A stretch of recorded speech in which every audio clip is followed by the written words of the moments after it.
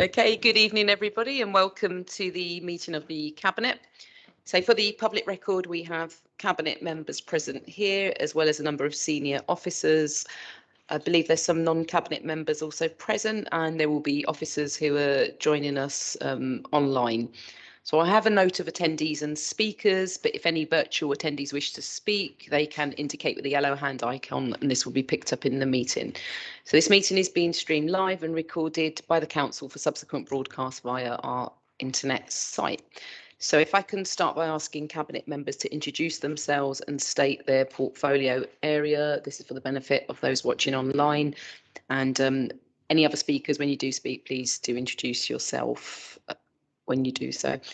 I should start with myself. So Councillor Peri Ahmed, and I'm the leader of the council and chair of the meeting. Mike Kakata, Deputy Leader and Cabinet Member for Climate Action, Environment and Transport. Councillor Seema Chandwani, Cabinet Member for Tackling Inequality and Resident Services. Councillor Dana Carlin, Cabinet Member for Housing Services, Private Renters and Planning. Councillor Ruth Gordon, Cabinet Member for House Building, Placemaking and Development. Adam Jogee, Economic Development, Jobs and Community Cohesion. Sarah Williams, Finance and Local Investment. Lucia Desneves, Cabinet Member for Health, Social Care and Wellbeing. Zina Brabson, Cabinet Member for Children, Schools and Families. Thank you. And we've received apologies from Councillor Davis tonight. Item 3, urgent business. Excuse me. Fiona Ray, Principal Committee Coordinator. So we have one item of exempt urgent business in relation to item number 10. This addendum was circulated to Cabinet members earlier today. Thank you. Do any Cabinet members have a declaration of interest to make tonight? Okay, none. So item 5, which is the notice of intention to conduct business in private, any representations received and the response to any such representation. So this agenda does contain exempt items as set out at item 18, exclusion of the press and public. So there were no representations received at the agenda publication stage in relation to this exempt item.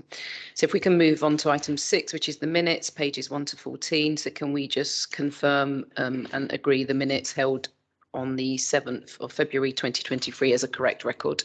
Agreed. So item 7, which is deputations, petitions, questions, none were received. Item 8, matters referred to Cabinet by the Overview and Scrutiny Committee. There are none. So if we can move on to item 9, which is the heat charges and metered heat charging policy. And if I can ask Councillor Carlin to please introduce the report. We are all aware of the increase in gas prices in the last financial year and the impact that has had on utility prices. We, like a number of other local authorities, procure our gas via the Laser Framework, which is a professional buying organisation run by Kent County Council. We have a fixed tariff that is set in April. This protected us from volatility last year, but what we pay for gas will increase substantially from April this year. So this paper addresses 3 matters. Firstly, for our tenants who receive heating and hot water through a district energy network where there is a communal boiler, we are protecting them from the full increase in gas prices by discounting the amount they will pay for heating and hot water this year by 25% of the total amount. That's about a 50% discount on the increase. We recognise that even this amount will be a substantial increase in service charges and that some of our tenants will find this and other increases difficult to manage. So we are also setting up a £300,000 fund to support all tenants who are at risk of falling into arrears. Secondly, for those tenants who have heat meters, there is a requirement that they only pay for their actual consumption and don't pay a flat rate as they do at present. This paper explains how those charges will be levied, the preparatory engagement that will take place before individual amounts are charged, and the actions we'll take to help residents who fall into arrears.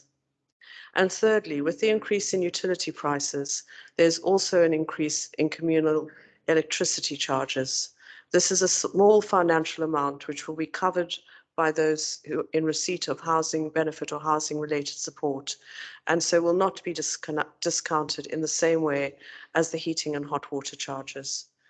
The amount that we have put aside for all the above is £1 million. I'm pleased that our borough is doing everything we can to help our tenants while also ensuring our HRA is protected so that we can fund the improvements we need going forward. Thank you very much, Councillor Carlin. Do any Cabinet members have any questions? No? Okay. Councillor Emery, who should be online. Yes, go. can you all hear me? Yeah, we can hear you. Super, great, thanks so much. 3 questions on this topic. First of all, how many tenants are still paying a flat rate for their energy costs? Secondly, is the average tenant expected to be better or worse off as a result of the switch away from flat rates?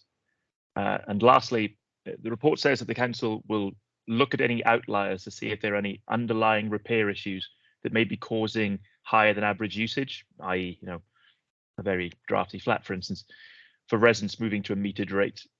Will you do these inspections prior to the new rate becoming implemented to ensure residents aren't left paying for the council's failure to repair their homes? Thank you, Councillor Emery. Firstly, in terms of flat rate, at the moment, all our tenants who are on district energy networks are paying a flat rate.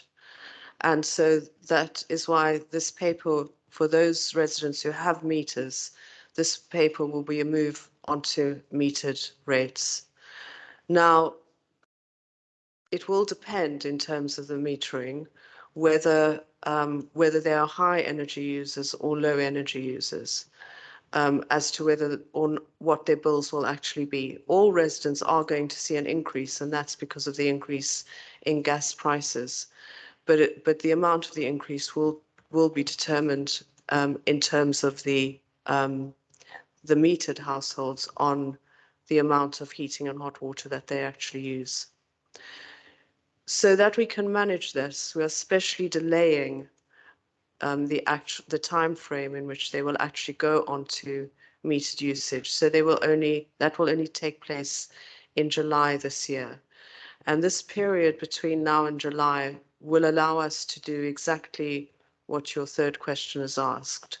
So first of all, we will be helping households who have high heating and hot water usage to help them to manage that and reduce their usage. We will also be looking for the outliers where there may be underlying reasons why their charges are high and why their usage is high, to ensure that we fix the properties and make sure that there's nothing causing them to use more heat or hot water than is expected. And this is to be dealt with in the period until July. Thank you. Just one follow-up, if that's all right. Sorry, you want another question, did you? Just to follow up on what you just responded to, if that's okay. Another question. Yeah, okay, yep, go ahead. Super. Just to say, July, obviously 3.5 months away. If any repairs are going to take longer than that, will you still increase residents' costs prior to those repairs being done?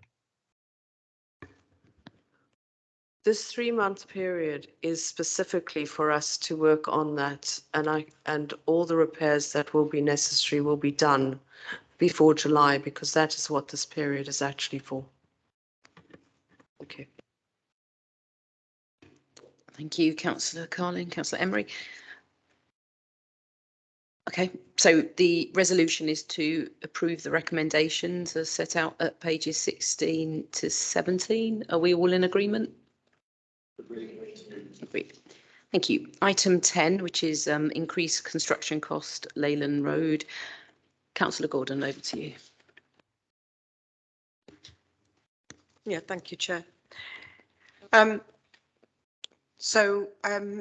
Back in March 2021, we approved the contract for Leyland Road, and this is to build 3 council homes, so 2 3-bedroom flats and 1 2-bed flat.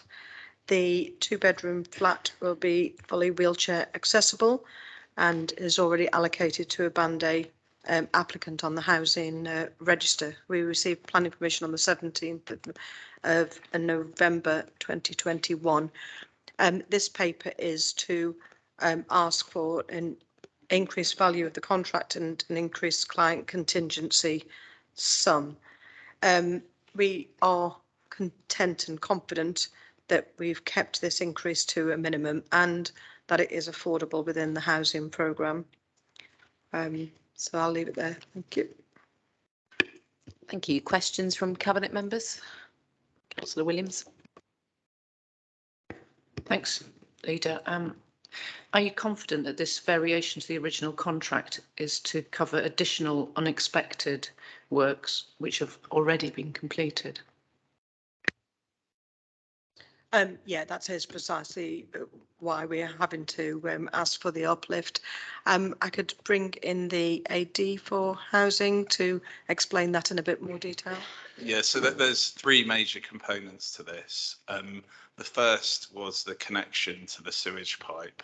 So we had assumed that because it was a residential street, that there would be a connection quite close to the sewage pipe, whereas actually it's tens of meters away. So there's some additional cost in that connection. The second part of that was despite doing a sort of program of intrusive ground surveys and looking at all the charts, there was a pipe, as sometimes happens, there was a pipe in the middle of the site which wasn't picked up by any of our intrusive ground surveys, and so there's a significant sum of money to redivert the pipe and deal with the contamination from the pipe. And the last was in relation to some additional works for the adapted property, so that it'd be ready for our bespoke housing programme and going direct to somebody in Band A, so they can move in with all their adaptations in on day one. Thank you, Robbie. Any more questions from the Cabinet? Okay, Councillor Emery.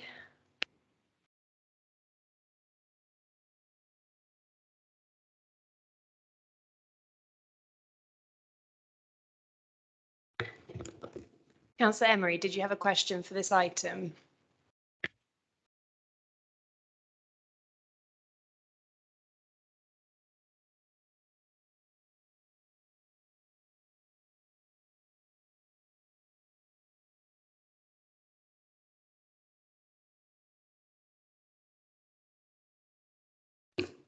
Apologies, it was down on the list. That's right. Okay, so there's no further questions. The decision for this will be taken after consideration of exempt information at item 19. So if we can move on to agenda item 11, which is the review of the essential service permit scheme. Councillor Chamwani. Thank you, Leader. So essential services parking permits is what we call ESPs, nothing to do with telepathy. It's something we provide to services or organisations who provide essential services in our borough. In light of our recent transport policies, we've reviewed the ESP criteria, format and the whole review process, and outlined in the paper is the revisions from that review, which I hope you would all agree on tonight. Thank you. Questions from the Cabinet? Councillor Emery, do you have a question on this one? You do. Yes, I do. Yeah. Apologies. Okay, go for it. Super. So 2 questions on this one. Firstly, how were the number of permits being made available to schools decided? So obviously 10 for those well served by public transport and 20 for those, and how has that worked out? And secondly, why are religious leaders able to benefit from the scheme, and why do they only have to pay a reduced charge? Thank you. Thank you, Scott. So your first question is that this is part of a wider kind of modal shift. And I think if we went in straight away and took away the permits, then I think we wouldn't be bringing the schools with us. So we have put a cap in. The cap is based on whether those schools have a car park on site or not. And those schools, we've also removed the criteria that they have to teach on the curriculum because that didn't make any sense.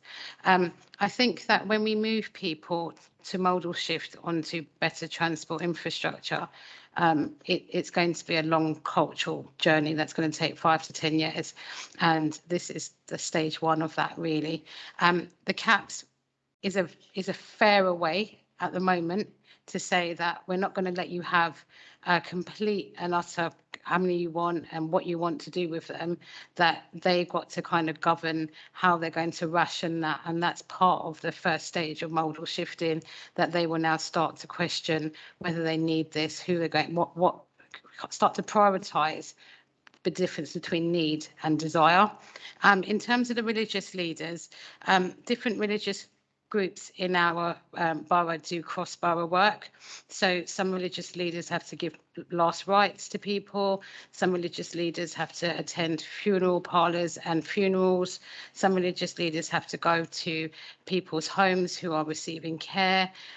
So this is not all religious leaders. Some religious leaders have different places where they congregate, so they go around different parts of the borough. So mainly the people that are from the religious backgrounds that are obtaining this permit are people that are doing a lot more home visits and a lot more kind of last rites for people.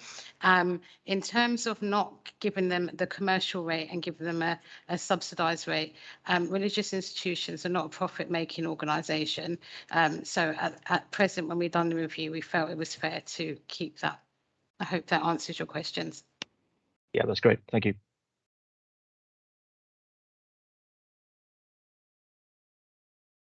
Okay, sorry, I'm just going to rewind slightly back to declarations of interest because I believe you've got something to declare, Councillor Brabazon. I apologise, Leader. I should have declared. I have got an ESP which I pay for myself for my role as cabinet member going around all the schools and all around the borough. So I'm going to leave the meeting.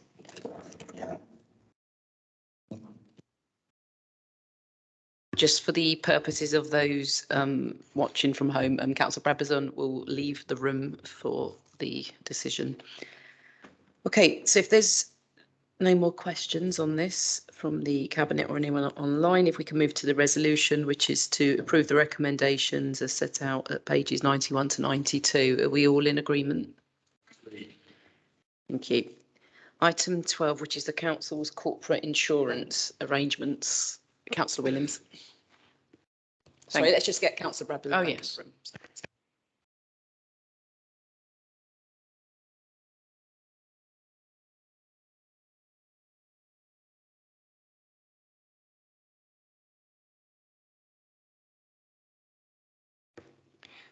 So it's essential that the council makes best arrangements to fulfil its responsibilities and the proposals in this report after consideration of cost, efficiency and service delivery. And I'd just like to say that we're working with Insurance London Consortium often delivers very competitive results for the council.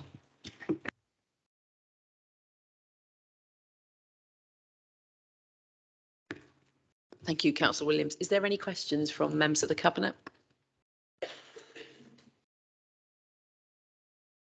Okay, this could be quite possibly the quickest item ever. So if there's no more questions, if we can, oh, right, the decision will be on exempt information at item 20. So if we can move on to item 13, which is Devonshire Hill Primary School Street.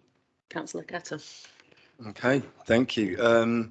So this is a report for School Street on Devonshire Hill Primary School. The reason we have entered into a program to install 40 school streets over the next 4 years. and we have already installed 23 school streets and have the fastest growing school streets programme in the capital.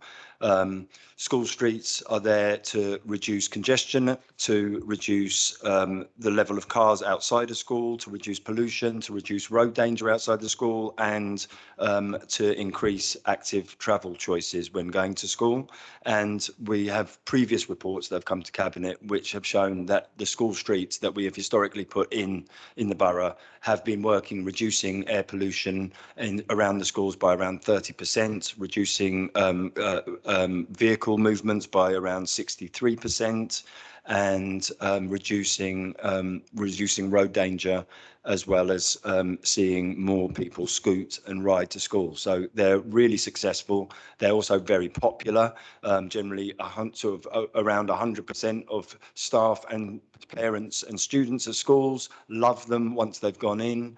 And we normally don't take these to Cabinet, but because this particular school street is coming in due to the Enfield scheme, which is the Enfield North Middlesex Hospital Active Travel Scheme, I think it's called.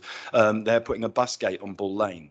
That bus gate will then mean that travel that would normally go down Bull Lane, traffic will now reassigned to Weir Hall Road, which is where Devonshire Hill School is. Weir Hall Road is actually the boundary of the borough boundary between Enfield and Haringey is actually some way into Weir Hall Road. So, sorry, the borough boundary is actually is down the road, is inside the road. So it doesn't make sense to end the school street halfway down the road. It's best at the junction. For that reason, that junction is actually in Enfield. So Cabinet is being asked to agree to us going into an agreement which over basically a joint traffic management order, so that we would both manage that. So that was being heckled. Yeah, that's it. Thanks. Thank you. Any questions from the Cabinet? Okay, Councillor Emery. Thanks for that. Yeah, just the one question, Mike. The report states that Devonshire Hill was not originally in the school streets plan, but is being implemented due to other factors arriving. Does that mean that another planned school street is being pushed back? If so, which one? So yeah, you're right. There basically in the original, there are a number of schools in the original school streets plan that have moved around in priority. So there have been all kinds of different things that have impacted the order in which we have been rolling out school streets. So which actually points to the fact that we do actually and are planning to update our school streets plan so that it aligns with our latest programme, which actually is far more ambitious. In terms of other school streets in the programme, basically we've accelerated our programme since that school streets plan. So in fact, it's quite the opposite. Nothing is going to be demoted. In fact, more schools are now being promoted into the scheme.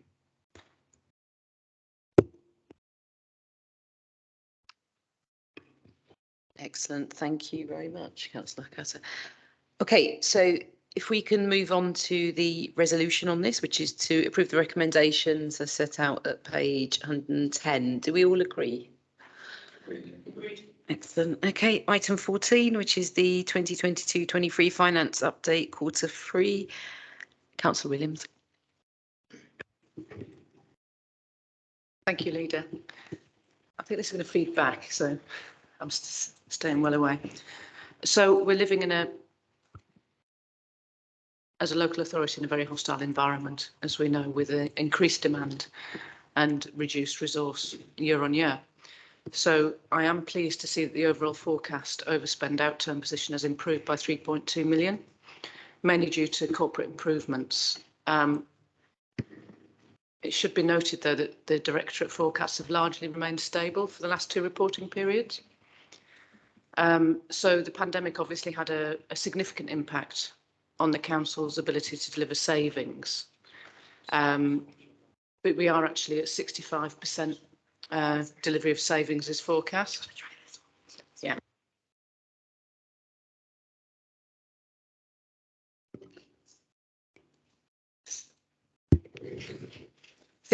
65% delivery forecast of savings this quarter is a positive movement, which is really good. But as a council, we have to continue to do our utmost across the final quarter of the year to bring the final outturn position down as far as possible, and to ensure that all our actions and plans required to deliver next year's savings programme are advanced at pace. I would, however, like to draw people's attention to the positive reduced forecast in the dedicated schools grant overspent for this period, which has been achieved by the diligent work of officers who continue to deliver the DSG management plan as agreed with the Department of Education. And I will continue to provide regular updates on progress in this important and highly visible programme. Thank you. Excellent. Thank you, Councillor Williams. Any questions from the Cabinet? No, I'll move straight to Councillor Emery. Thanks. This Cabinet's going very quick this evening, isn't it? 3 questions. The worsened financial position in parking and highways is mainly blamed on reduced parking income from the adverse effects of weather on enforcement. I'm just wondering if you could point to what specifically that is. I can't really indicate how that works.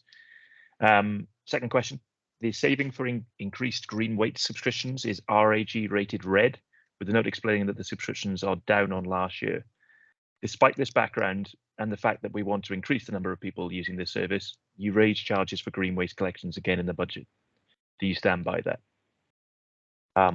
Third question, the council is writing off debt of nearly £150,000 to F Limited, a company which faced trading difficulties and had to be wound down just 6 months after the loan was made.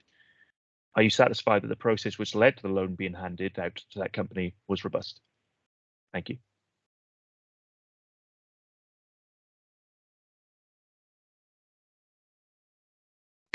Yeah. So I think, Councillor Emery, I'll answer the third question and then hand over to colleagues for the previous 2. So what you mentioned was part of the Opportunity Investment Fund.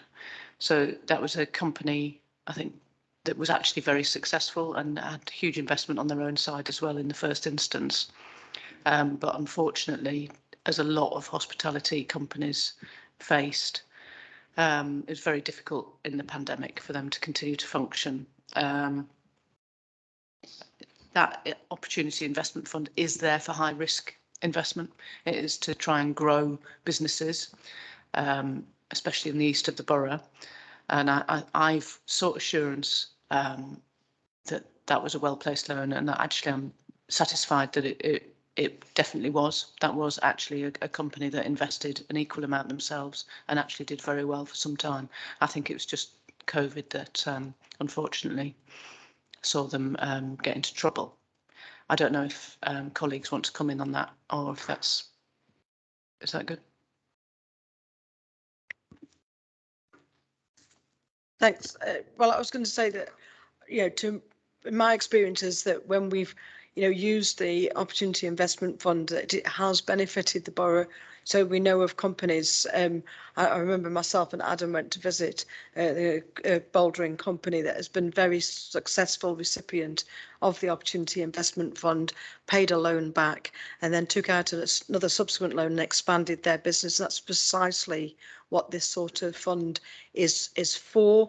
And new businesses, are not always easy to keep going and get off the ground, and it is always a bit of a risk. But where we can assist, and we have some successes, and others, will fall foul of these exceptional circumstances. Obviously, we're not happy about that, and we want everybody to succeed. But I think in general, where we've used the Opportunity Investment Fund, it has been worthwhile, and we've certainly got examples of that in the borough. Thank you, Councillor Gordon. Did you want Councillor Chawani and Barry to come in on the ones? Yes. Is it possible you can repeat them, please, Scott? Yeah, no problem at all. So I'm guessing for your one, actually, that they are both your portfolio, because one of them's parking and highways, the other one's green waste subscriptions.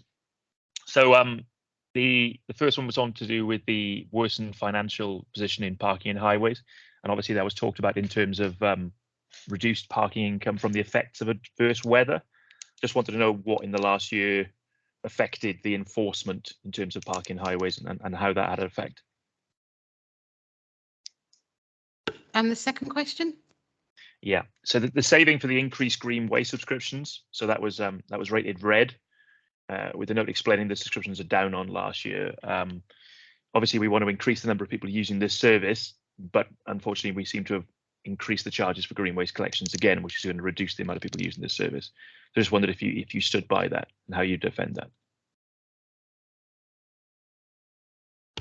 Thank you, Councillor Emery. So I think the first question is what it says on the tin, which is that it snowed. So that's adverse weather conditions. I don't know what else I need to say about it. I guess what Did I'm it saying snow more is than a that- normal year? No, of course it didn't snow for the whole year. No, did it snow more also- than a it normal also- year? Hang on, this isn't a debate. So Yes. Just clarification, just well, clarification. So a couple of things happened. So when it snowed, obviously a lot of people didn't go out and drive and didn't come to drive in the borough and park. And secondly, when people abandoned their cars for safety reasons, we didn't enforce. So we had a lot of cars being parked up and then people just decided to go home another way. Now, we would normally ticket those people, but they left their cars to be more safer on the road, so we left them there. In terms of the garden waste, we have a responsibility for the public purse to ensure that such service has full cost recovery. It is quite a unique service that we go around to people's houses who pay for a garden subscription, and then we have to collect that waste, and then we've got to dispose of it in a specific way. The market, like everything else, is moving up. So that's why the price has to increase, because we've got to get full cost recovery for it.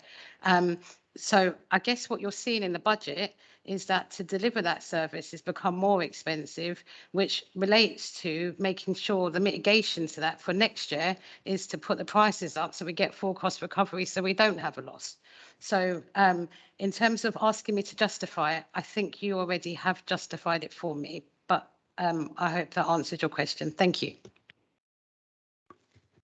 thank you, Councillor Chanwani, and thank you for the debate, Councillor Emery. So if we move on to the resolution, which is to approve the recommendations.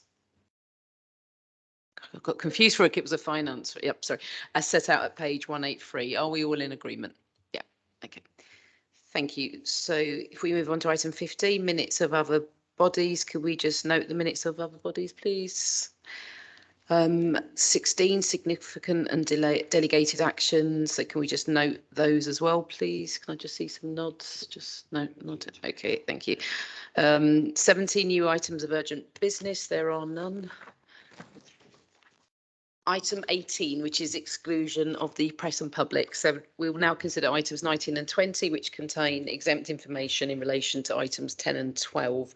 So if I can move that the press and public be excluded from the remainder of the meeting to consider this exempt information as defined under paragraphs 3 and 5, part 1, schedule 12A of the Local Government Act 1972. Do we all agree? Agreed. Thank you. So we're going to close the public section of the meeting. Thank you.